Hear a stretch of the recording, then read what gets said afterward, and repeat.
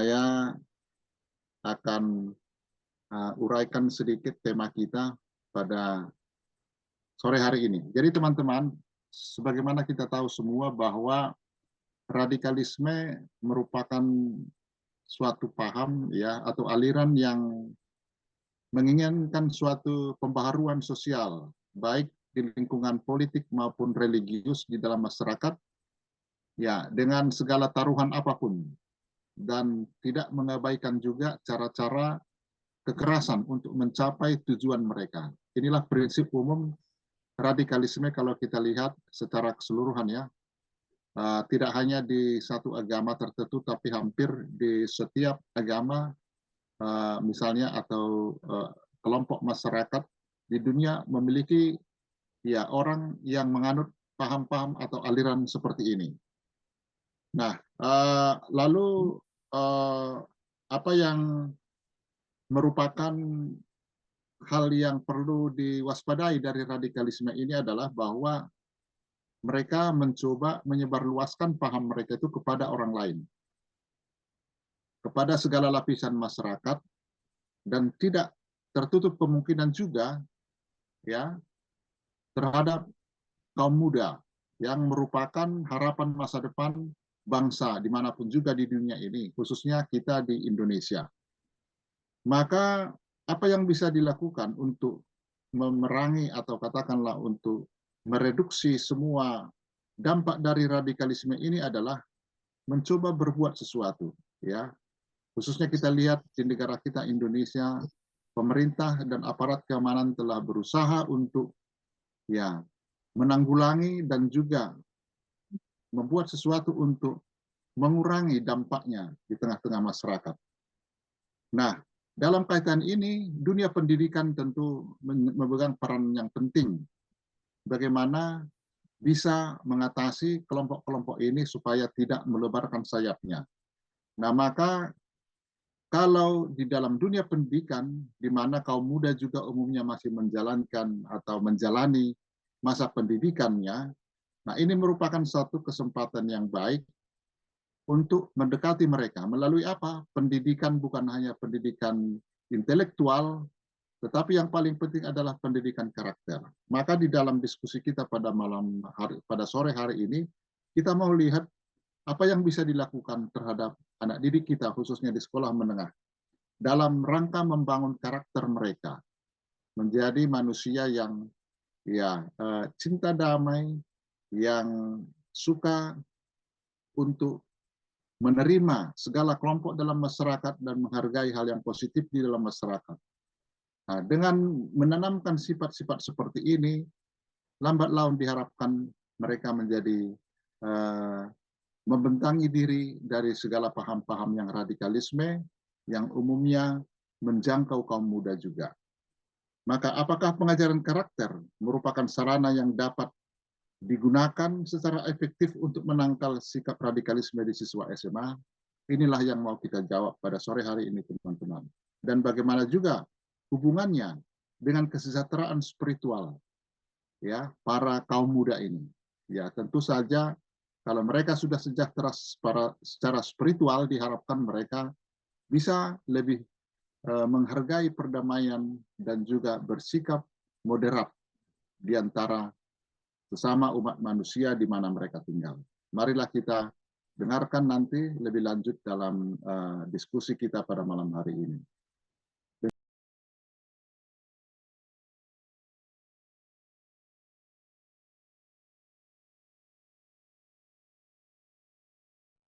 Kita perkenalkan narasumber kita pada sore hari ini. Silahkan ditampilkan PPT-nya.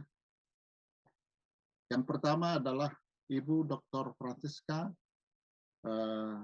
Iriana Rusmala Dewi, MC, dosen S1 dan S2 Fakultas Psikologi Universitas Tarumanegara.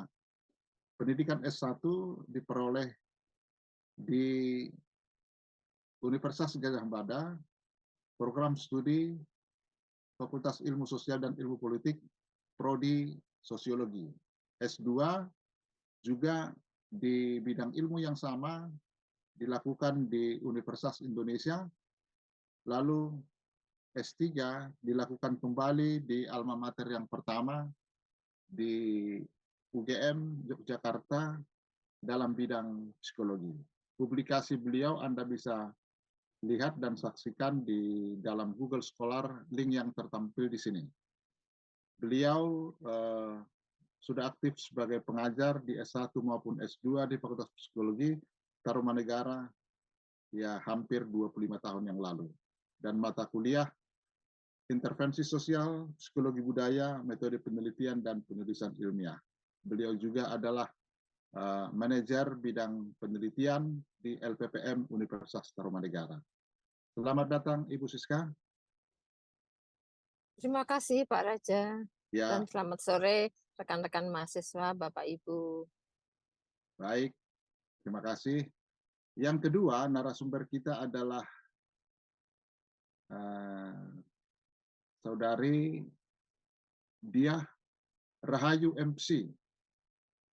Beliau lulus sarjana psikologi pada tahun 1993 dari Universitas Airlangga, Surabaya. Pada saat ini, beliau adalah mahasiswa program Magister Psikologi Universitas Tarumanegara dengan peminatan psikologi pendidikan. Mbak Diah mempunyai ketertarikan pada penerapan psikologi positif pada pendidikan dan deradikalisasi pada kaum remaja. Berkarir di bidang manajemen sumber daya manusia sejak tahun 95, berpengalaman di berbagai industri, meliputi industri perhotelan, layanan catering internasional, dealer alat transportasi dan alat berat, dan sektor pertambangan. Di international NGO, industri multifinance, terakhir di industri properti, hingga saat ini masih bekerja pada PT Asri Agung Sedayu Group sebagai HRGA and Internal Audit General Manager. Selamat datang Ibu Diah. Dan sore Bapak, selamat sore Bapak-Bapak dan Ibu semua. Atas kesediaannya. Selamat sore. Demikian narasumber kita pada sore hari ini, teman-teman sekalian. Mari kita saksikan bersama Mbak Diah untuk mempresentasikan bahan diskusi kita pada sore hari ini. Silakan, Ibu Diah. Baik, saya akan coba untuk kita diskusi Bapak dan Ibu semua ya. Prinsipnya kita mencoba untuk bisa memahami apa sih yang terjadi di alam semesta ini yang terkait dengan pendidikan dan bagaimana kita menghadapinya. Saya coba izin share materinya. Oke. Ya. Semoga sudah terlihat, tapi saya sedang slideshow kan, masih berproses. Ya, baik. Apakah sudah terlihat Bapak dan Ibu? Jelas, Bu. Iya, oke. Tapi mungkin kelihatannya tertutup atau tidak? Tertutupkah? Tertutup? Ada yang tertutup nggak ya? Oke. Baik. Jelas, Ibu. Jelas ya, baik. Terima kasih. Ya, selamat sore Bapak dan Ibu. Saya berdua dengan Ibu Siska. Ini kemarin mencoba untuk mendalami apa yang terjadi pada pendidikan kita di Indonesia ini dan apa yang terjadi kepada para yang kemudian awalnya saya cerita sedikit ya mungkin ya para radikalis yang sedang kita teliti ya. Namun demikian gini Bapak dan Ibu, awal kenapa saya tertarik dengan yang terkait dengan paparan radikalisme ini adalah ketika pada tahun 2016 Bapak dan Ibu mungkin masih ingat ya, ada bom Sarinah pada 14 Januari di tahun 2016 kalau nggak salah. Nah, kejadian itu kemudian membuat saya berpikir, apa sih yang ada di balik otak mereka? Apa sih yang dalam pikiran mereka? Sehingga mereka melakukan kegiatan tersebut. Ya. Sehingga membuat saya berpikir lagi, siapa mereka ini? Dari apa yang saya ketahui, saya pelajari dari siapa-siapa pelaku dari bom Sarinah itu, kemudian melebar kepada pelaku-pelaku dari terorisme yang lain. Dari situ saya bisa melihat ada beberapa hal yang mempengaruhi, termasuk diantaranya ketika mereka berada di usia-usia remaja. Nah, ini yang kemudian membuat saya berpikir ulang, apa sih yang terjadi dengan mereka? Mengapa mereka ini melakukannya? Dan kalau dilihat dari hasil penelitian sebelum-sebelumnya, mereka ini kelihatannya juga orang-orang yang pandai, artinya anak-anak yang sebetulnya dari sisi intelektual mereka pandai. Nah, dari situlah saya kemudian ketika mendaftar di Untar, saya ambil psikologi pendidikan, Pak Raja dan rekan-rekan semua. Kenapa? Saya berharap dengan melihat, memperhatikan apa yang terjadi dalam psikologi pendidikan, saya juga melihat apa saja sih yang bisa membuat mereka pada usia-usia remaja ini kemudian tertarik kepada radikalisme. Nah, inilah yang mendorong saya untuk kemudian meneliti mengenai sikap dan karakter untuk bagaimana menangkal paparan radikalisme di murid-murid SMA. Nah, ini latar belakangnya. Kenapa kemudian saya mencoba untuk melakukan ini. Analisa situasi pada saat ini kepengen saya ceritakan kepada Bapak dan Ibu ya, bahwa data yang ada sekarang ya dari BNPT menyebutkan adanya perilaku atau pelaku teroris itu mayoritas berpendidikan SMA. Dan pelaku terorisme yang berusia di bawah 21 tahun itu ada 11,8%. Ini kemudian kita melihat bahwa fakta-faktanya saya ambil dari survei Setara Institut tentang toleransi siswa SMA negeri di Jawa Barat, Bandung dan Jakarta pada tahun 2016 menggambarkan 35,7% siswa intoleran pasif atau Puritan dan 2,4% yang intoleran aktif atau radikal dan 0,3% yang berpotensi menjadi teroris. Ini yang kemudian membuat saya berpikir ulang lagi, apa ini ya yang membuat mereka seperti ini? Nah, saya sedang melihat bahwa remaja itu rawan dengan radikalisme. Siswa SMA dalam hal ini saya melihatnya sebagai remaja memiliki kecenderungan lebih kuat dan kemungkinan lebih besar untuk terlibat dalam gerakan sosial radikal dibanding dengan orang dewasa. Adanya fase transisi dalam pertumbuhan usia yang menyebabkan rawan krisis identitas yang memungkinkan terjadinya pembukaan kognitif sehingga remaja menerima gagasan baru yang bersifat radikal. Nah, ini otak mereka terbuka sekali, ya. Pandangan-pandangan mereka itu adalah pandangan-pandangan yang mereka siapkan untuk bisa menerima hal-hal baru. Nah, remaja rawan radikalisme ini yang kemudian kita akan jadikan bagian dari penelitian. Nah, ada ciri-ciri radikalisme yang kita ambil dari sini ya. Ciri-ciri sikap radikalisme adalah intoleran atau tidak memiliki toleransi pada golongan yang memiliki pemahaman yang berbeda di luar golongan mereka. Juga mereka cenderung agak fanatik, eksklusif, dan tidak segan menggunakan cara-cara anarkis dan kekerasan. Nah, saya melihat adanya potensi radikalisme di sini dilihat dari beberapa hal ya, dari sisi pandangannya. Ya, di mana mendukung pandangan dan konsep jihad kekerasan. Nah, mereka ini mempunyai pandangan yang kurang lebih ada yang seperti ini, ya. Meskipun kalau mau disampaikan bahwa tidak hanya agama tertentu, ya, yang menggunakan konsep-konsep radikalisme ini, ya. Namun juga ini terjadi pada proses-proses di luar agama tertentu, ya. Nah, yang kedua dari sisi organisasi sosial radikal, di mana dia mendukung organisasi sosial radikal. Disinilah ya adanya potensi-potensi radikalisme yang muncul.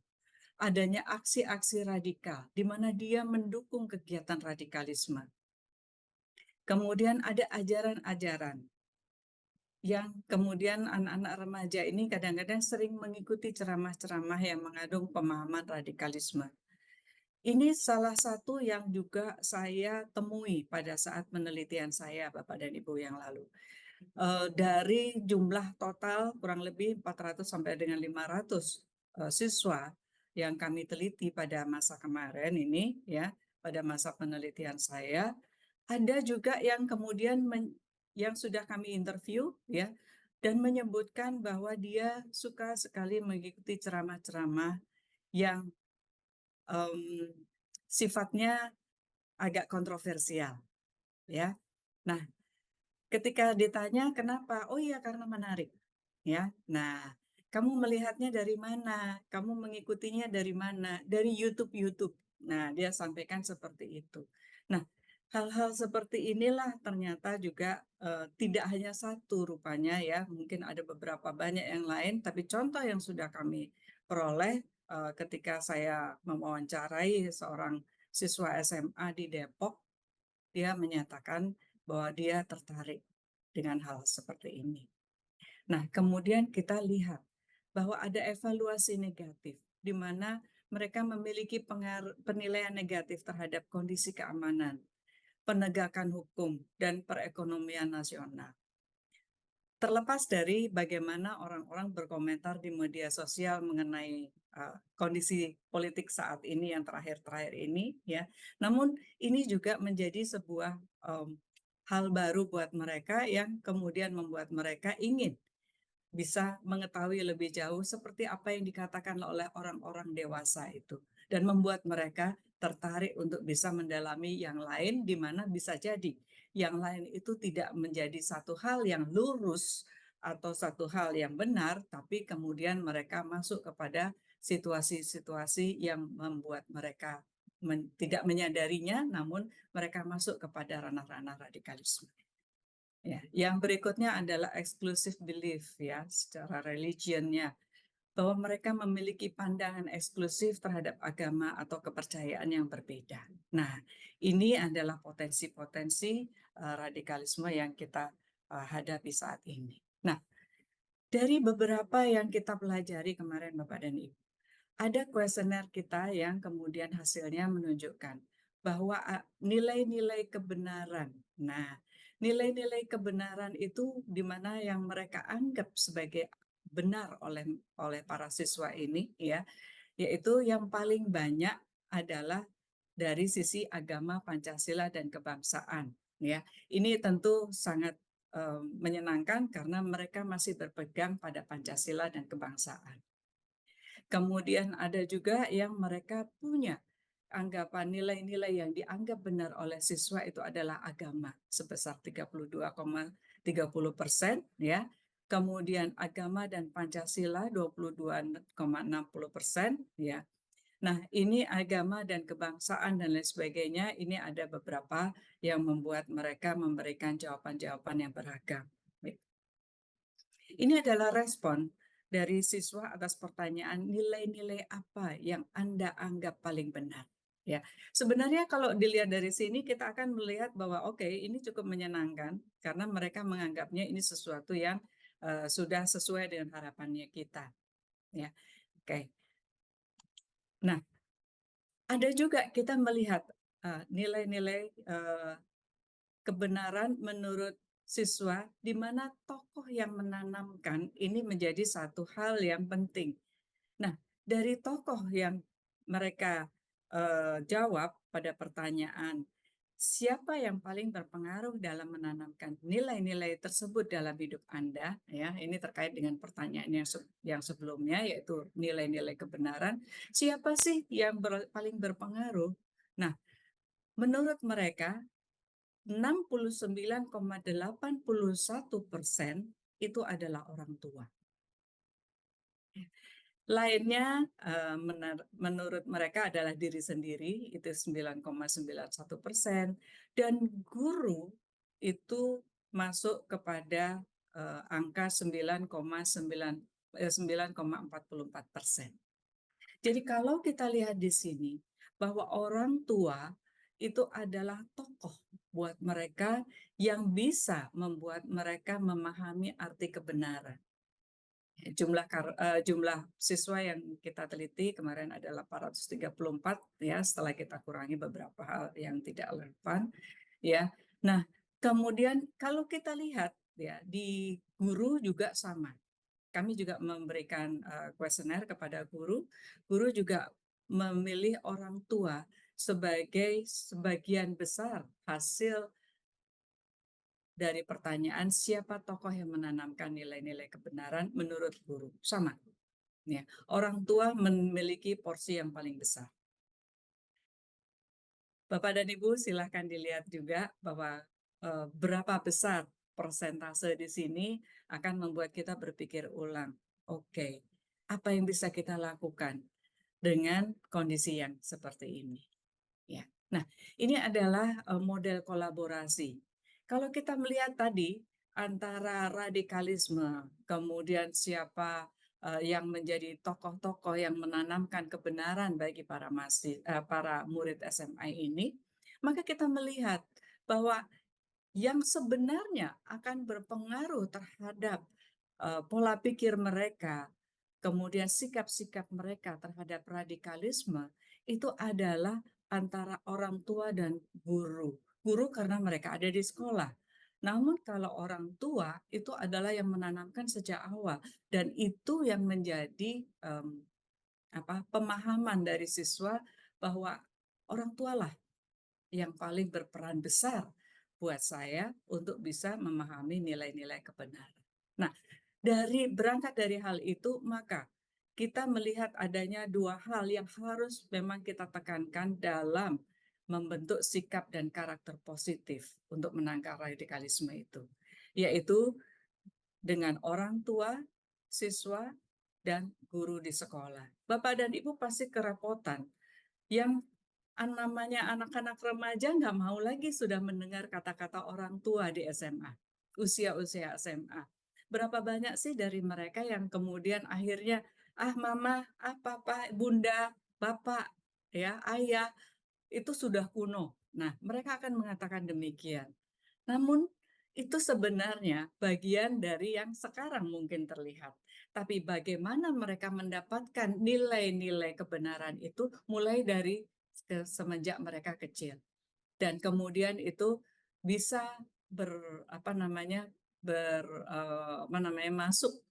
berkembang ya, berkembang pada usia mereka remaja. Nah, kalau Bapak dan Ibu bisa lihat bahwa orang tua siswa inilah yang sebenarnya menanamkan spiritual well-being kepada anak didik kita di SMA ini.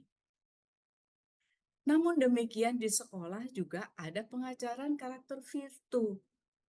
Adanya pengajaran moral yang kita harapkan nih sebagai orang tua, kita biasanya selalu menyerahkannya kepada Pak dan Ibu guru di sekolah. Bapak dan Ibu guru di sekolah, anak-anak itu tolong diajarin bagaimana mereka bersikap. Anak-anak tolong diajarin bagaimana mereka secara moral bisa berkembang. Bagaimana mereka bisa sopan, bagaimana mereka tidak melakukan tindakan kekerasan. Nah, kita para orang tua selalu berharap bahwa itu datangnya dari guru di sekolah. Namun demikian, dari penelitian ini kita bisa melihat bahwa sebetulnya ya, yang menanamkan kebenaran itu sejak awal adalah para orang tua. Orang tua mengajak mereka berdoa ya sejak kecil. Orang tua mengajak mereka untuk bisa menikmati alam ya pada porsi di mana diajak pergi jalan-jalan, mereka diajak bersenang-senang, pergi piknik ya. Itu bagian dari bagaimana mereka menikmati alam sekitar. Dan bagaimana kemudian diajarin untuk bisa tolong diberikan kasih sayang bagi pengemis misalnya, atau bagi orang-orang yang tidak beruntung. Biasanya ini umumnya muncul dari orang tua ketika dia mengajarkan kepada anak-anaknya. Nah, sebetulnya ini sudah ada, ya. Namun demikian, yang kita harapkan dari sekolah, pengajaran karakter virtu ini juga bisa membuat anak-anak kemudian menjadi orang-orang yang punya karakter positif. Nah, berangkat dari dua hal ini, maka perlu menurut saya dalam penelitian ini hasilnya juga mengatakan hal yang sama, bahwa adanya sikap kepada radikalisme ini akan dipengaruhi oleh bagaimana guru di sekolah mengajarkan karakter virtu, di mana yang menjadi moderatornya ya, dengan ditambah dengan spiritual well-being, inilah yang kemudian memperkuat pengajaran karakter virtu ini, menjadi anak-anak ini memahami bahwa punya karakter positif ini adalah untuk bisa mengurangi atau menangkal adanya sikap positif terhadap radikalisme. Oke. Nah, kalau kita lihat dari uraian modelnya, ya, model ini menjelaskan pentingnya orang tua dan guru SMA berkolaborasi dalam menangkal paparan radikalisme. Orang tua ya di rumah, ya, kemudian guru di sekolah, ya, ini harus bisa saling berkolaborasi, ya. Nah, di model pertama, spiritual well-being ini menjadi moderator yang menguatkan pengajaran karakter virtu pada sikap murid terhadap radikalisme. Kalau kita lihat di model pertama di sini, Bapak dan Ibu, ya, ini ada pengajaran karakter virtu dan pengaruhnya terhadap sikap murid SMA terhadap radikalisme. Tapi kalau kita lihat di model 2, ya, model 2 ini adalah saling pengaruh, ya. Pengajaran karakter virtu dan spiritual well-being berpengaruh secara timbal balik, di mana pengaruh lebih kuat adalah pada pengaruh spiritual well-being kepada karakter virtunya. Nah, ya, sehingga kita perlu adanya implementasi di mana orang tua sebagai pembentuk spiritual well-being berkolaborasi dengan guru-guru di sekolah sebagai pengajar karakter virtu dalam membentuk sikap dan karakter positif murid SMA untuk bagaimana bisa menangkal paparan radikalisme. Ini hasil yang sudah kami coba lihat dari penelitian kemarin. Nah, Bapak dan Ibu, mungkin kalau dilihat dari spiritual well-being sendiri seperti apa ya yang diajarkan oleh para orang tua kepada anak-anaknya, ya, bahwa spiritual well-being itu merefleksikan keadaan atau perasaan positif, tingkah laku, pemahaman relasi dengan dirinya sendiri, dengan orang lain, transenden, ya, dan dengan alam, dan pada gilirannya bisa menampilkan individu dengan identitas keseluruhan, puas, gembira, ada rasa cinta, ada respek, sikap positif, ya, ada harmoni dalam hidupnya. Nah, ini spiritual well-being yang ditekankan oleh para orang tua kepada anaknya. Nah, tinggal bagaimana para orang tua ini bisa memberikan ini secara secara banyak gitu ya, secara 100% tampaknya tidak mungkin terjadi ya, karena orang tua juga punya kesibukan-kesibukan tersendiri. Namun ini adalah dasar-dasar yang utama bagi anak-anak ini untuk bisa mengembangkan sikap positifnya mereka terhadap hidupnya. Nah, pengajaran karakter virtu ya, di sini adalah pendekatan langsung terhadap pendidikan moral, melibatkan pendidikan literasi moral dasar kepada murid untuk mencegah mereka terlibat dalam perilaku yang tidak bermoral dan merugikan diri sendiri atau orang lain. Di sini juga saya mengajunya kepada karakter strength dan virtu dari Peterson dan Seligman. Nah, Bapak dan Ibu, kalau dilihat dari sini ya, bahwa kalau kemarin ada kejadian juga ya yang kira-kira mungkin membuat kita juga merasa gerah. Mungkin sedikit agak berbeda dengan radikalisme. Kita bicara bullying bahkan. Apa sih yang terjadi kepada mereka? Mengapa mereka melakukan ini? Ya, bahwa perilaku-perilaku ini adalah perilaku-perilaku tidak bermoral. Namun, kemudian kenapa itu terjadi? Loh, apakah ini kesalahan melulu karena dia tidak mempunyai karakter virtu atau seperti apa? Nah, ini perlu kita pelajari lebih jauh. Tapi dari hasil yang sudah kita pelajari yang kemarin, ya, Guru mengajarkan karakter virtu. Namun, karakter virtu ini apabila tidak ditambah atau tidak diperkuat dengan spiritual well-being dari para siswa itu sendiri, maka ini tidak akan bisa memberikan sikap-sikap positif mereka dalam menghadapi relasi kehidupan. Apalagi ya, ketika mereka kemudian melihat adanya hal-hal yang membuat mereka kemudian merasa, oh, ada sesuatu yang berbeda, ada sesuatu yang perlu saya pahami lain, dan kemudian muncul adanya pemahaman-pemahaman dari luar dirinya, dari luar sekolah mungkin ya, tentang sikap-sikap mereka terhadap radikalisme. Nah, sikap radikalisme sendiri kita pahami sebagai seperasaan ya, seorang terhadap paham-paham di mana mendukung atau memihak, dan sebaliknya atau tidak mendukung atau tidak memihak paham radikalisme yang dinyatakan oleh sekelompok orang yang menginginkan perubahan, dan kemudian mereka menggunakan cara-cara kekerasan untuk mencapai perubahan tersebut ya. Nah, kalau kita lihat ya, apakah kemudian mereka ini terjadinya proses ini antara spiritual well-being, karakter virtu, kemudian sikap terhadap radikalisme, ini prosesnya panjang.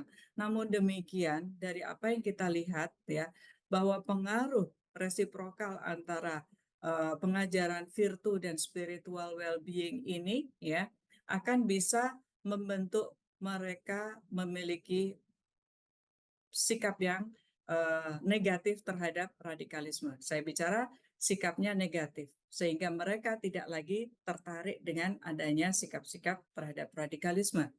Ya. Namun demikian kita coba lihat ya pengaruh pengajaran karakter virtu sendiri kepada sikap terhadap radikalisme juga sudah negatif. Artinya semakin tinggi pengajaran virtu, maka semakin rendah sikap terhadap radikalisme. Namun ini akan lebih kuat lagi apabila ada moderasi dari spiritual well-being yang membuat sikap mereka terhadap radikalisme menjadi lebih lemah, ya, lebih rendah atau lebih negatif. Ya. Nah, maka kita lihat bahwa perlunya ada kolaborasi ini, Bapak dan Ibu. Ya, orang tua perlu keterlibatan dengan pihak sekolah. Jadi tidak sekedar dia menyalahkan, gimana Pak Guru dan Ibu Guru di sekolah, kenapa anakku jadi seperti ini, ya. Tapi bagaimana orang tua kemudian bisa melihat adanya kesinambungan hubungan antara bagaimana orang tua dengan para guru di sekolah ini, ya, bisa membentuk sebuah kerjasama, ya, di mana guru di sekolah juga bisa melibatkan orang tua untuk memantau bagaimana pelajaran-pelajaran ini disampaikan oleh para guru kepada orang tuanya, kepada anak-anaknya. Sehingga ketika, ternyata anak-anak nih di sekolah seperti ini, Bapak dan Ibu guru bisa menyampaikannya langsung kepada orang tua di rumah. Orang tua di rumah juga bisa menyampaikan, konsennya para guru di sekolah terhadap anak-anaknya tersebut. Orang tua di rumah juga bisa melihat ini sebagai satu hal yang, anakku kenapa sekarang tiba-tiba sering sekali hanya di kamar saja misalnya. Bapak dan Ibu perlu cek apa yang mereka lakukan, apa yang mereka baca, apa yang mereka ikuti. Dari peserta penelitian yang saya interview kemarin, banyak mereka yang di kamar hanya ikut membaca atau bukan membaca sekarang, mengikuti YouTube tentang ceramah-ceramah yang mungkin belum waktunya mereka dengar, atau katakanlah ceramah-ceramah yang sifatnya lebih kontroversial. Ya, ini sudah ada buktinya, ya. Nah, pengajaran karakter virtu ini menjadi sebuah kegiatan di mana di sekolah juga tidak sekedar dalam porsi naratif, tapi bagaimana sekolah juga menerapkannya dalam perilaku-perilaku, dalam kegiatan-kegiatan yang membuat para siswa ini menjadi lebih bisa memahami implementasi penerapan dari karakter virtu itu sendiri. Nah, ini boleh kita coba lihat di beberapa sekolah yang menerapkan hal ini juga ada. Kebetulan saya sekarang ada di daerah Pantai Dah Kapuk, juga ada sekolah yang memang menerapkan karakter virtu ini dengan implementasinya. Ya, mungkin kita kapan-kapan bisa bahas ini lebih jauh. Nah, kemudian ada juga spiritual well-being ya yang dibentuk ketika lingkungan keluarga yang merupakan determinan yang kuat untuk menghasilkan pemahaman atas pengajaran karakter virtu di sekolah. Jadi ini semua Bapak dan Ibu ya adalah satu kesatuan yang saling mempengaruhi. Spiritual well-being mungkin bukan satu-satunya, namun demikian kita melihat bahwa ini adalah satu hal yang akan bisa memberi penguatan positif terhadap karakter-karakter siswa di SMA. Oke. Nah, Bapak dan Ibu, kolaborasi antara orang tua dan guru itu punya strategi harusnya ya. Strategi ini cukup signifikan di mana upayanya untuk mencegah radikalisme. Jaringan-jaringan komprehensif di sekolah, kemudian bagaimana kita membuat semua pihak terkait. Nah, kebetulan mungkin nanti Ibu Siska akan menjelaskan adanya diskusi ya Bu Siska ya. Pernah kita Iya, lakukan ya forum diskusi untuk bisa memahami antara kolaborasi orang tua dan guru. Nah, pengajaran karakter virtu oleh guru menunjukkan pengaruh positif dalam mencegah radikalisme, terutama ketika didukung oleh spiritual well-being siswa yang ditanamkan oleh orang tua murid. Temuan ini memberikan dasar untuk bisa memperkuat pendekatan pengajaran karakter virtu ini dengan memasukkan aspek spiritual well-being dalam materi pendidikan sekolah. Pembentukan badan komite di setiap kelas, penerapan panduan tata tertib sekolah ya muncul sebagai langkah strategis. Ini bertujuan untuk menciptakan lingkungan pendidikan yang aman, terhindar dari paham radikalisme, dan langkah ini juga memberikan landasan bagi pengaturan atau di sekolah yang mendukung pencegahan radikalisme.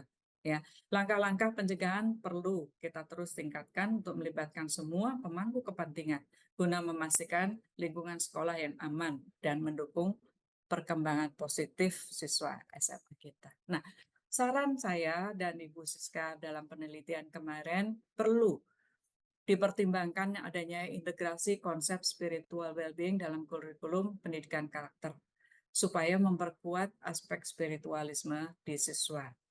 Ada program kolaborasi guru, orang tua, ada parenting day, ya, komunikasi dua arah, dan perlu ditingkatkan frekuensinya. Ada penyuluhan rutin tentang radikalisme dan karakter virtu yang juga bisa meningkatkan pemahaman kedua belah pihak. Guru bisa juga mengembangkan materi pendidikan khusus tentang radikalisme, sementara sekolah dapat mempertimbangkan program monitoring sosial siswa. Bapak dan Ibu mungkin bisa memahami ini bahwa oke, anak-anakku ternyata bermain dengan siapa, bergaul dengan siapa. Karena ini yang menjadikan satu hal salah satu pintu masuk adanya pemahaman-pemahaman radikalisme. Kemudian pengembangan inisiatif kesejahteraan spiritual, pelibatan aktif badan komite, kerjasama dengan institusi eksternal seperti lembaga pencegahan radikalisme dapat mendukung pendekatan yang holistik. Jadi pelatihan guru tentang strategi mengatasi radikalisme dan kampanye untuk mempromosikan nilai-nilai toleransi serta keragaman juga membentuk sikap positif siswa terhadap perbedaan-perbedaan. Saran-saran ini kami harapkan bisa dapat membentuk landasan untuk strategi pencegahan yang lebih efektif di lingkungan pendidikan. Ya, monggo Bu Siska mungkin ada tambahan, silakan Ibu. terima kasih Mbak Diah dan Pak Raja. Saya ingin menambahkan sebelum diskusi lebih lanjut.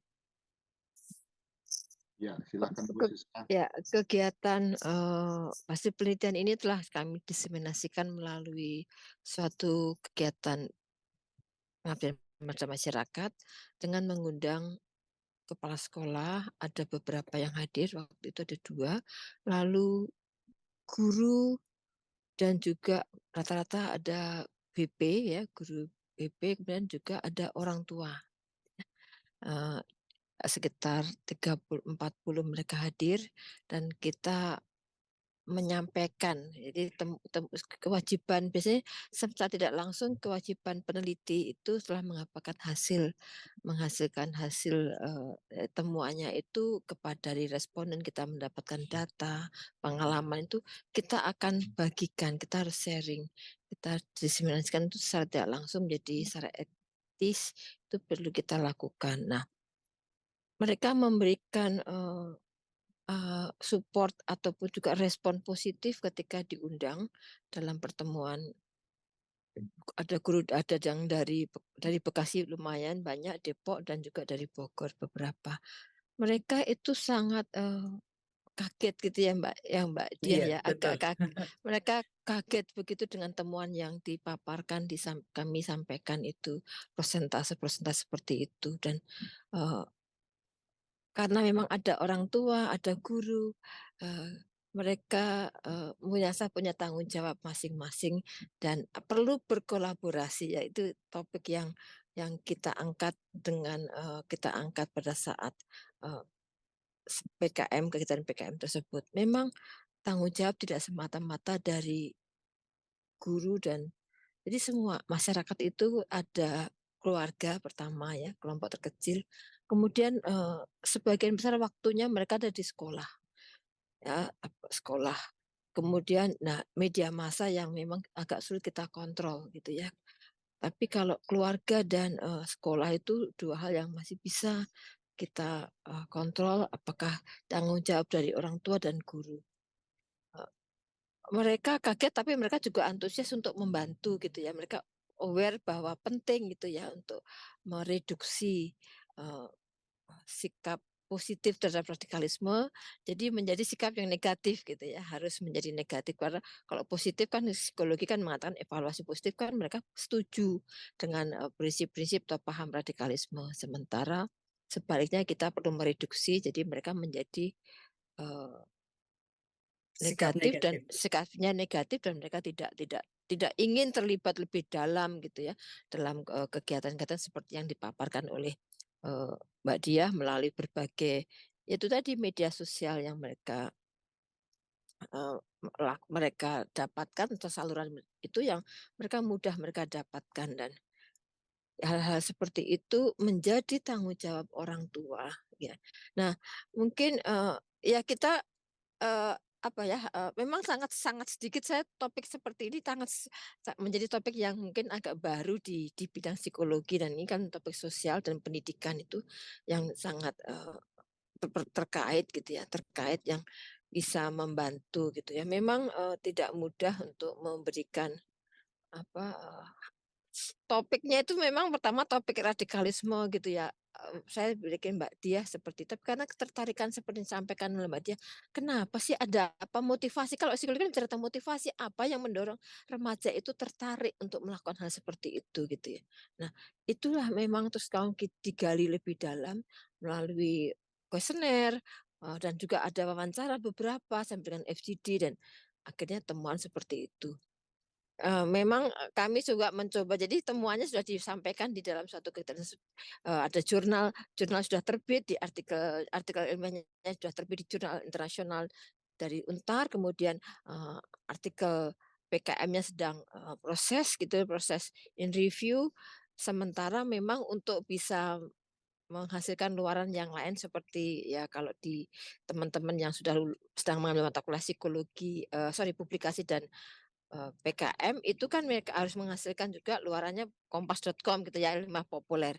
Mungkin karena ya, di kompas.com itu memang bukan kita nggak bisa mengontrol mana yang bisa terbit, tapi kami sedang mencoba untuk menyampaikan hasil temuan ini dengan kalimat yang positif ya Mbak, judul yang positif ya Mbak, Iya. tidak judulnya harus positif jangan negatif gitu ya. Karena Betul. nanti malah mengajak kita berupaya untuk itu psikologi positif yang kita ambil gitu ya. Nah, oke jadi kita tadi mungkin mungkin teman-teman, eee, biasanya mendengar itu dari ya media beberapa ya, tapi ini dari hasil penelitian teman sendiri yang bisa melihat bagaimana ada kondisi seperti itu memang sebagian kecil ada partisipannya memang kita sekitar 400 500-an ya dengan orang tua guru itu 500. Tapi setidaknya itu sudah dilakukan dan menjadi kontribusi di psikologi pendidikan sosial ini untuk melihat supaya orang tua tuh aware gitu ya. Mungkin dan juga, ketika ada beberapa teman yang jadi guru gitu ya, jadi guru, itu mungkin bisa juga me apa ya, nanti kita diskusi. Betul. Iya, Terima kasih. terima kasih banyak Ibu Siska ya. Oke, Oke, Bapak dan Ibu, terima kasih atas terima perhatiannya. kasih. Ya. Iya, mari kita diskusi. Bisa ditutup dulu Saya Mbak stop Diah share dulu. slide-nya Ya, ya. iya. Oke. Baik, teman-teman, kita sudah dengarkan tadi ya presentasi dari Mbak Diah dan Ibu Siska terkait tema yang dibahas malah pada sore hari ini. Tambahan dari Ibu Siska tadi menyangkut bagaimana kelanjutannya hasil penelitian ini didiskusikan ya. Demikian kurang lebihnya. Sebelum kita memulai acara tanya jawab dan diskusi, bagus kita tampilkan video singkat dulu ya, Miss Artina, untuk memancing fantasi dan pertanyaan kita. Silakan.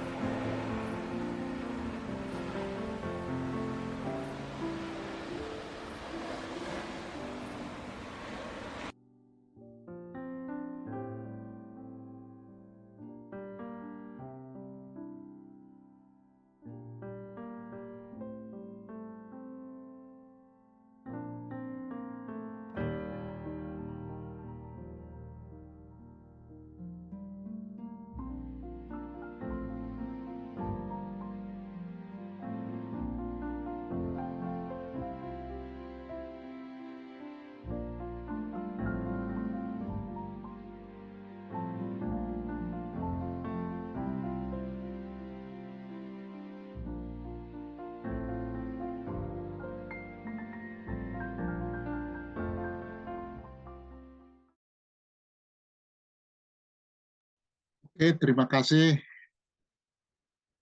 Mbak atau Miss Artina dan Mas San ya, video singkat yang menarik tadi untuk kita. Baik teman-teman, dari paparan Mbak Diah tadi dan Ibu Siska, kita melihat bahwa menghadapi radikalisme, ada dua pihak yang perlu berperan. Yang pertama adalah orang tua, yang kedua adalah sekolah. Dari pihak orang tua dibutuhkan suatu upaya untuk meningkatkan kesejahteraan spiritual pada kaum remaja. Ya, keadaan di mana mereka punya relasi yang baik dengan diri sendiri, dengan sesama, dengan lingkungan, dan dengan Tuhan. Lalu dari pihak sekolah, ya, diharapkan sekolah bisa menjembatani dan membangun sebuah pendidikan karakter khususnya karakter virtue. Virtue itu apa? Adalah keutamaan. Nilai-nilai apa yang utama dalam hidup kita. Nah, kolaborasi antara mereka ini diharapkan ya bisa menimbulkan suatu sikap yang dikatakan tadi istilah itu negatif ya. Jadi nanti KKT diskusikan terhadap radikalisme. Ya, kenapa? Karena dengan perpaduan antara spiritual well-being dan virtue ini muncul suatu sifat-sifat karakter yang positif di dalam diri anak. Sehingga dia tidak tertarik lagi kepada hal-hal yang ditawarkan oleh radikalisme. Jadi begitu kira-kira teman-teman. Jadi mari kita diskusikan. Boleh berdiskusi tentang metodologi, latar belakang, bagaimana penerapannya, aplikasinya, dan seterusnya ya, untuk memancing atau pengembangan dari tema ini. Silakan saya beri kesempatan pertama kepada Mbak Elisa. Boleh juga ditulis ya teman-teman lewat chat, nanti akan kita bacakan. Silakan Mbak Elisa. Baik, terima kasih Pak Raja. Salam kenal Bu Dia. Selamat sore Bu Siska, luar biasa sekali nih Bu Dia. Makanya saya sangat tertarik nih tadi nih. Radikalisme, PR bersama ya Bu ya untuk kita. Radikalisme dari kami tugas keamanan yang nggak pernah henti-hentinya kita nih. Bahkan dari kalangan kami pun kami terus berusaha bagaimana menekan agar di keluarga kami sendiri pun di institusi Polri tidak terpapar. Karena kan biasanya nih ini memang akhir-akhir ini lone wolf ya Bu ya. Oh ya, pelakunya lone wolf Lone ya. wolf. Ya, itu benar-benar beda dengan ya mungkin tadi sedikit disinggung tentang bullying juga. Kalau bullying kita masih bisa bareng-bareng meskipun memang efeknya ini sama-sama memberikan dampak yang negatif. Nah, seperti itu Bu. Jadi setahu saya Bu, sepemahaman saya dan tadi juga sudah disinggung banyak oleh Bu Diah. Saya dulu juga sempat dikit aja sih Bu, oh karakter virtue, karakter strength itu kan ya ada beberapa ya Bu ya. Ada wisdom, humanity, bahkan seingat saya ada justice juga ya Bu. Di situ Ada ada justice, ya betul. citizenship, how to be a good citizen juga kan. Nah, di situ itu kalau kita kaji kan semuanya sudah ada di dalam nilai-nilai Pancasila. Nah, tadi juga Ibu Dia sudah menjelaskan ya, luckily kita ada sekian persen yang masih ada nilai-nilai kebenarannya itu Pancasila tadi tinggi sekali, Bu. Betul. Saya Pancasila ini syukur masih tinggi di 34%. 80 kalau nggak salah tadi. No, 34 Bu. Ya, 34 tadi. Iya. Nah, itu luar biasa sekali ya, Bu. Berarti kan sudah difikirkan oleh founding father kita dulu, Pak Soekarno. Apa sih nilai-nilai kebenaran, nilai-nilai kebaikan untuk menangkal hal-hal buruk yang terjadi pada baik generasi muda kita ataupun generasi-generasi yang lain ya, Bu ya. Nah, tadi juga Bu Siska sudah menambahkan bahwa hasil penelitian ini modelnya sudah didiseminasikan ya, Bu ya. Nah, saya ingin tahu Bu berikutnya. Kalau tadi kan programnya sudah ada nih, oh ada kolaborasi, ada parenting, juga ada memberikan pelatihan-pelatihan kepada guru-guru tentang how to strength itu ya tadi ya apa nilai-nilai virtue tadi ya. Nah, di model ini Bu, ini tuh sudah diterapkan dalam kurikulum pembelajaran di sekolah Ibu pada setiap mapel atau itu disandingkan dengan ini karakter profil pelajar Pancasila. Karena kan sesama juga sesanti Bhinneka Tunggal Ika ya, itu nilai-nilainya kan juga terdapat pada karakter strength dan virtue tersebut. Itu Bu, pertanyaan saya Bu. Terima kasih Ibu Dia dan Bu Siska dan Pak Raja. Baik, terima kasih Mbak Elisa atas pertanyaannya. Yang kedua kita beri waktu kepada Mbak Sylvia. Silakan Mbak.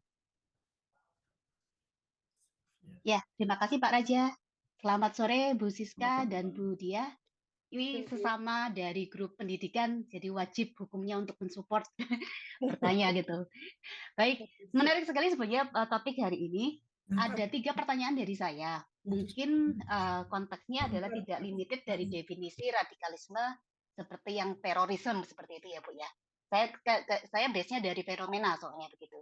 Yang pertama, apakah skup untuk radikalisme ini itu sifatnya seperti apa gitu ya Bu ya? Soalnya saya temukan seperti ini Bu. Contoh yang paling gampang sekarang LGBTQ seperti itu.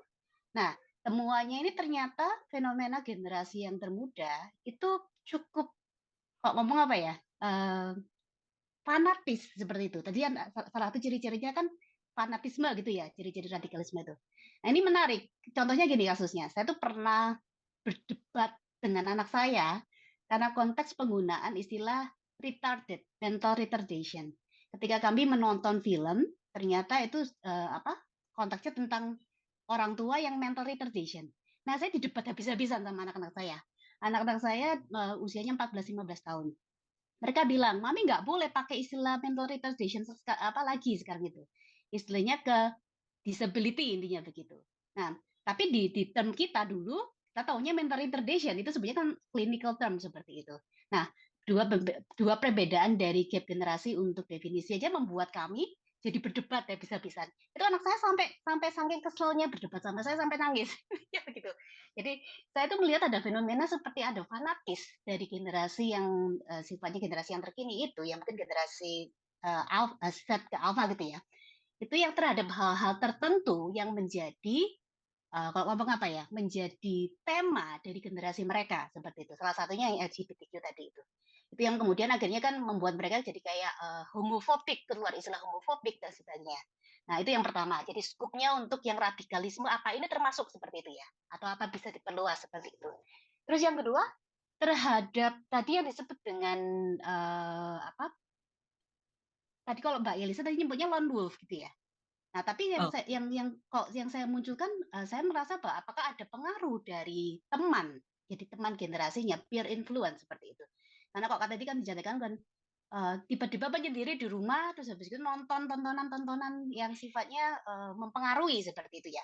Nah, tapi sebetulnya dapat dari mana gitu kan pengaruhnya nggak mungkin tiba-tiba ada seperti itu kan kita tidak mengajarkan. Apakah itu ada pengaruh dari itu dari teman, pengaruh dari apalagi tadi yang konteksnya adalah SMA gitu ya. Ini sangat menarik karena ini di sini adalah peer influence sangat tinggi biasanya di usia-usia ini yang tidak stabil. Itu yang kedua. Terus kemudian yang ketiga, kalau misalnya radikalisme itu tadi saya baca apa ya? Apakah ini sifatnya juga timely limited, Bu? Jadi maksudnya ada tren, ada kecenderungan sebenarnya. Tadi Bu Dia sempat infokan 2016 gitu ya. Apakah nanti ketika habis itu kan kita masuk ke masa pandemi gitu ya 2020 sekian. Ini kan kayaknya kan semuanya terhentikan gitu ya. Maksudnya semuanya terpressure gitu ya. Boro-boro mikirin mau pembela kebenaran atau belief gitu ya. Kita berjuang untuk survival aja sudah susah gitu.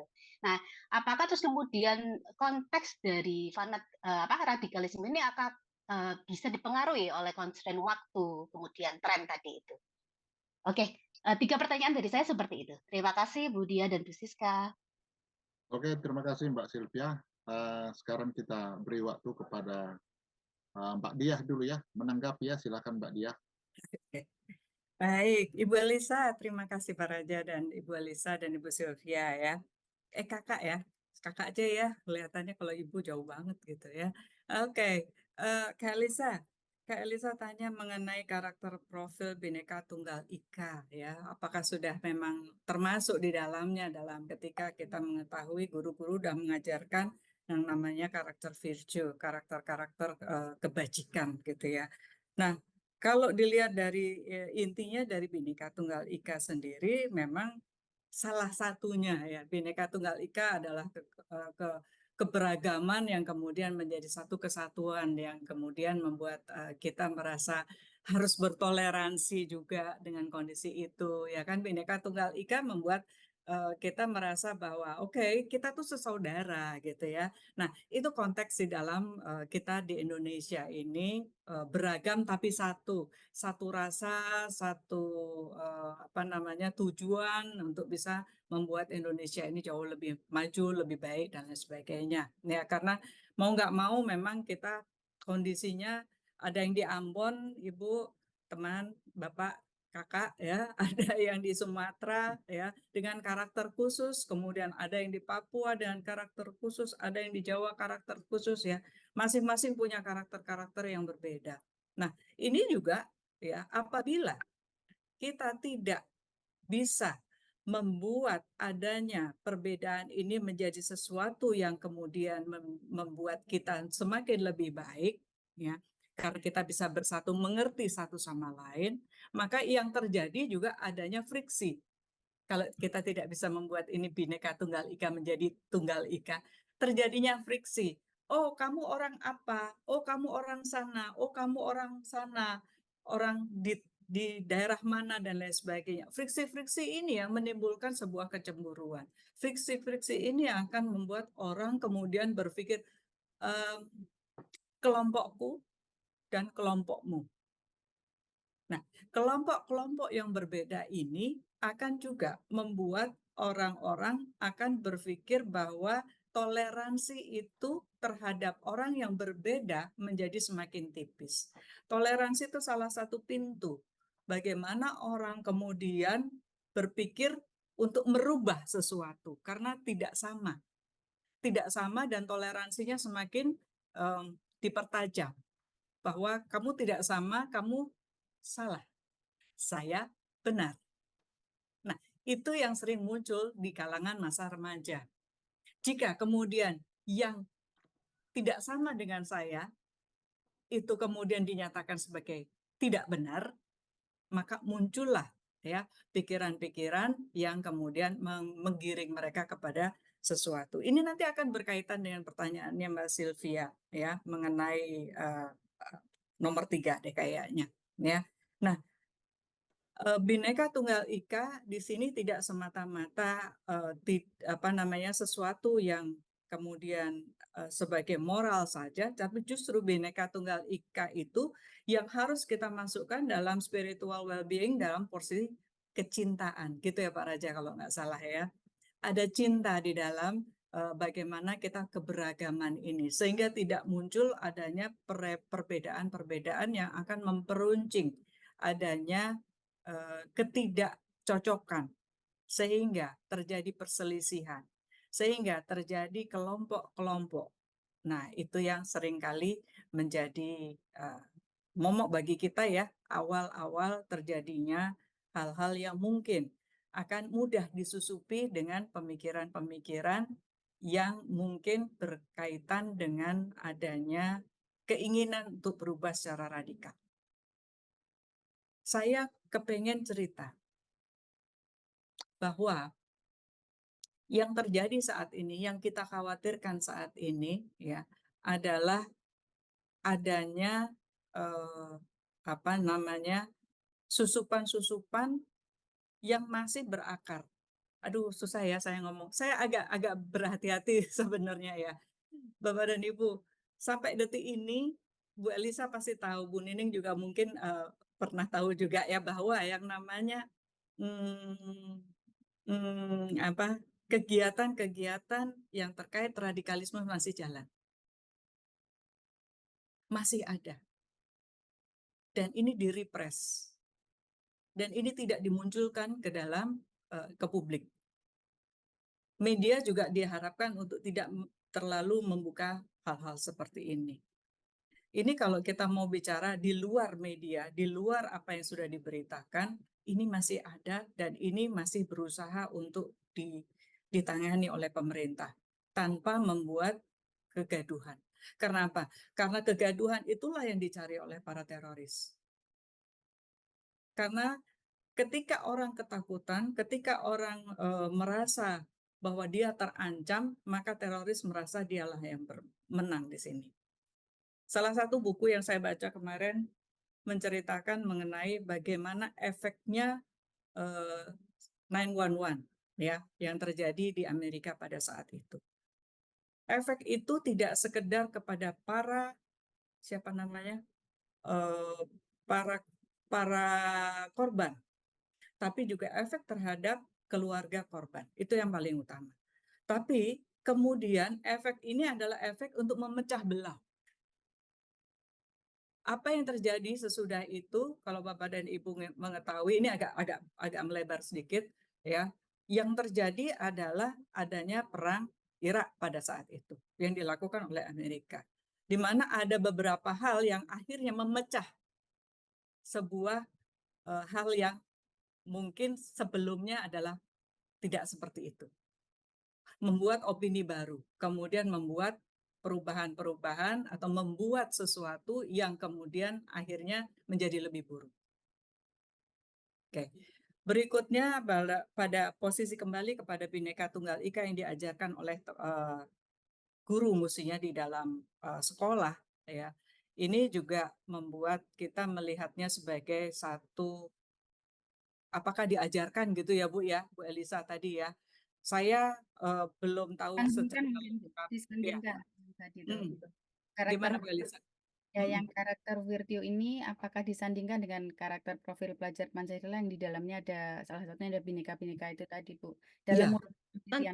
Nanti saya bantu jawab yang ini, pertanyaan ini, Mbak. Iya. Iya. Oke. Ya, jadi apakah itu profil Bhinneka Tunggal Ika ini sudah disandingkan dengan karakter Virtue yang akan dibantu oleh Bu Siska, tapi prinsipnya bahwa Bhinneka Tunggal Ika ini adalah bagian yang penting di mana kita bisa membuatnya masuk dalam satu karakter bangsa kita, gitu ya Bu ya. Ya, Boleh? mungkin Ibu Diah Yes. Untuk menghemat waktu, karena kita hari ini Oh hanya iya, udah cepet ya sampai waktunya. 5.30, jadi tinggal 12 menit lagi. Jadi Waduh, sayang. mungkin Mbak Oke, Diah ya, saya mohon lanjut ya. dijawab dulu pertanyaan Mbak Sylvia. Apakah radikalisme itu sama dengan fanatisme? Itu singkatnya. Yang kedua, Ya. apakah ada pengaruh teman? Lalu yang ketiga, apakah radikalisme itu sudah bisa dikatakan menjadi tren sekarang? Mohon tanggapannya Mbak Diah. Ya, thank you. Saya senang cerita, jadi saya kadang-kadang melebar. Bu Sylvia, Mbak Sylvia, ya. Apakah kemudian ini menjadi fanatisme? Ya, apakah ini sama dengan fanatisme? Fanatisme sendiri nggak harus radikalisme, Bu. Tapi radikalisme mengandung fanatisme. Nah, itulah ceritanya. Ya, jadi dua-duanya kalau kita mau lihat, kalau dia fanatik terhadap sesuatu, maka dia akan memperjuangkannya dengan mati-matian. Nah, itu yang terjadi pada radikalisme. Ya. Yang kedua, apakah ada pengaruh dari teman? Jadi gini, teman juga dia dapat pengaruh dari luar lagi yang lain. Ya, sebetulnya yang namanya pemikiran intoleransi dan radikalisme bisa dia dapatkan dari banyak sisi. Terutama pada saat ini Bapak dan Ibu, teman-teman sekalian, pernah misalnya di HP gitu ya, orang menyukai fashion tertentu. Dengan fashion dia bisa masuk. Oh, aku suka fashion yang ini. Kemudian digiring. Oh, dengan fashion yang seperti ini, maka kamu akan beragama dengan lebih baik. Maka kamu akan punya pemahaman yang lebih baik mengenai sesuatu, ya, agama. Yang biasanya dia masukkan ke agama. Kemudian dia akan giring lagi.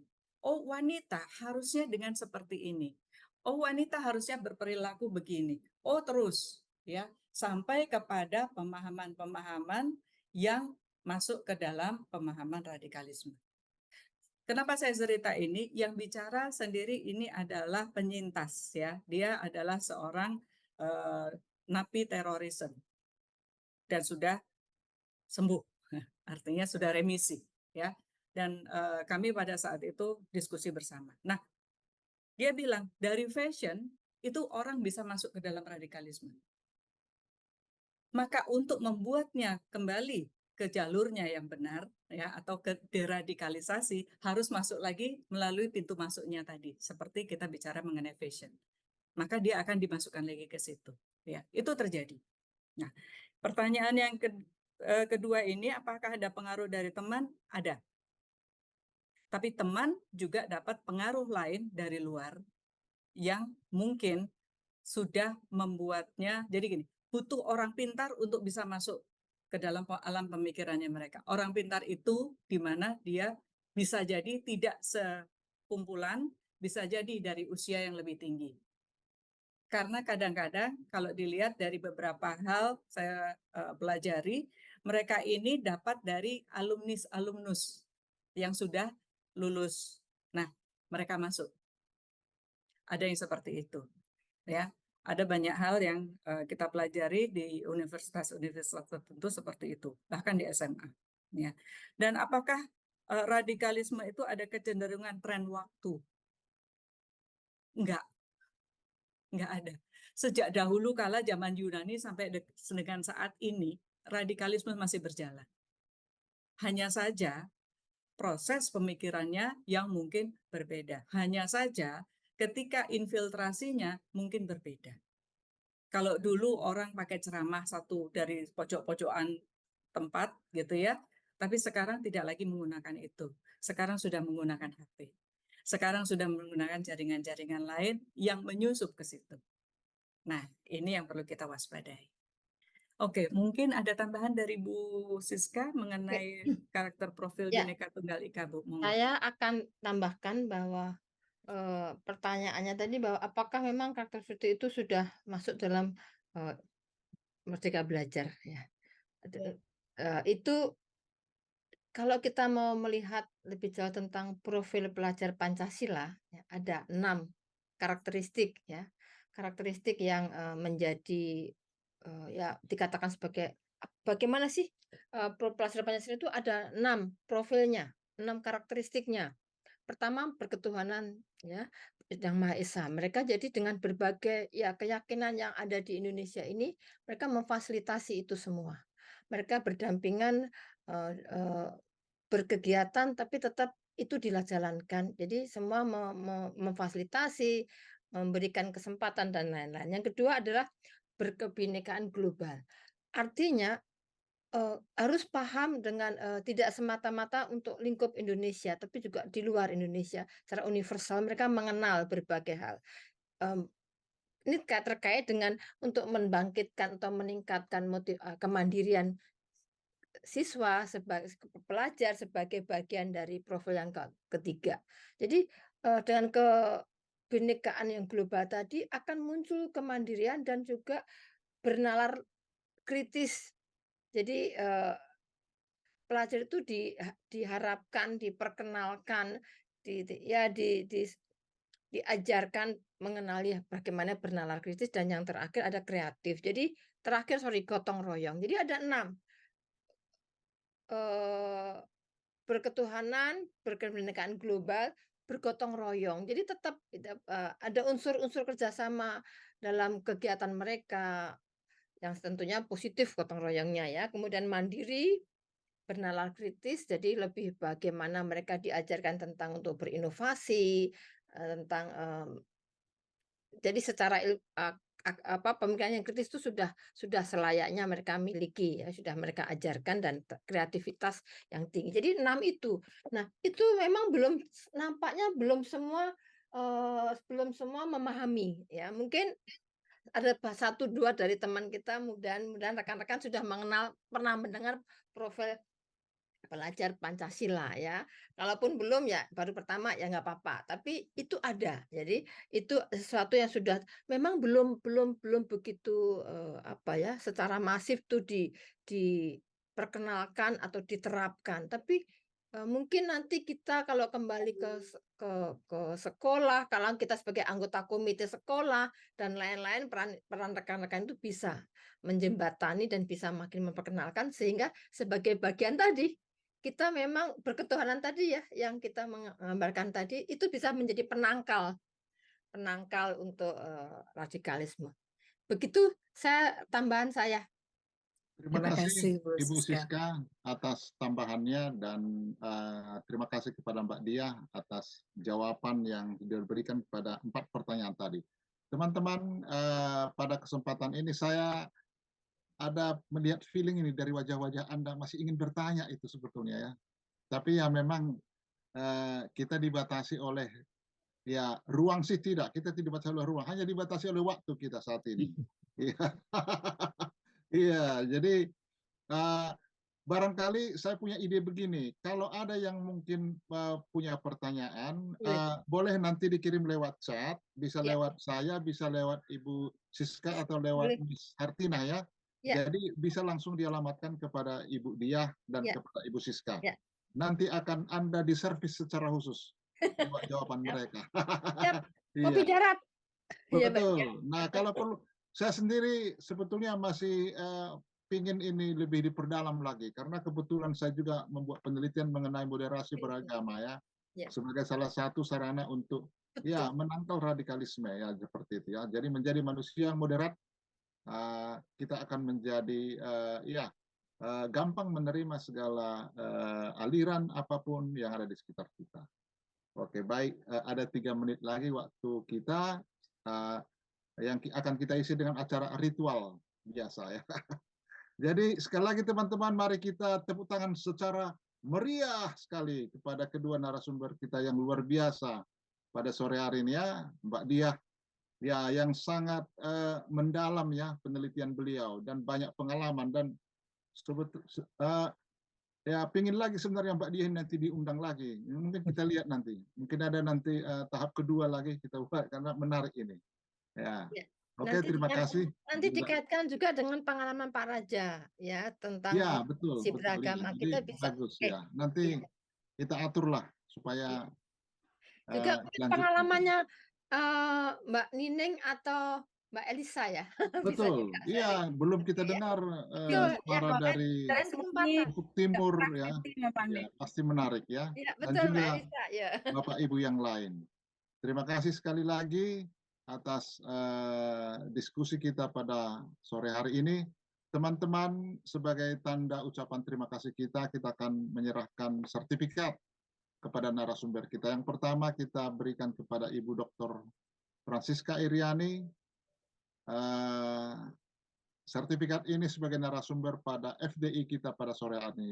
Mohon diterima Ibu Siska. Ya, Pak. Terima kasih sekali. Ya, fotonya sudah nampak, nanti bahan fisiknya dan file digitalnya akan diteruskan. Yang kedua, kita serahkan sertifikat ini kepada Ibu Diah Rahayu sebagai narasumber kita pada FDI sore ini dengan tema kolaborasi orang tua dan guru dalam bentuk sikap dan karakter positif murid siswa SMA untuk menangkal paparan radikalisme. Mohon diterima Ibu. Terima kasih Ya. Pak Raja. Baik, terima kasih juga. Itulah teman-teman, dengan penyerahan sertifikat ini kita sampai kepada tahap akhir kepada acara FDI kita pada sore hari ini. Saya mengucapkan terima kasih kepada tim yang telah bekerja sama untuk terselenggaranya FDI kita, Miss Hartina, Mas San, thank you very much, dan juga untuk kita semua yang hadir. Sore ini luar biasa, ada 32 orang hadir. Ya, tidak ketinggalan juga Ibu Marat yang selalu setia sampai akhir setiap acara kita. Terima kasih. Semoga kita sukses selalu dan selamat bertemu di acara FDI yang akan datang. Selamat sore semua. Izin Pak, dokumentasi dulu Pak. Ya, betul. Mari kita dokumentasikan. Baik, mohon peserta bisa membuka kameranya untuk dokumentasi kegiatan sore hari ini. Ada 2 slide, saya akan mulai slide pertama. 1, 2, 3, senyum manis. Iya, oke, nomor 1 sudah. Jangan dimatikan dulu ya kameranya.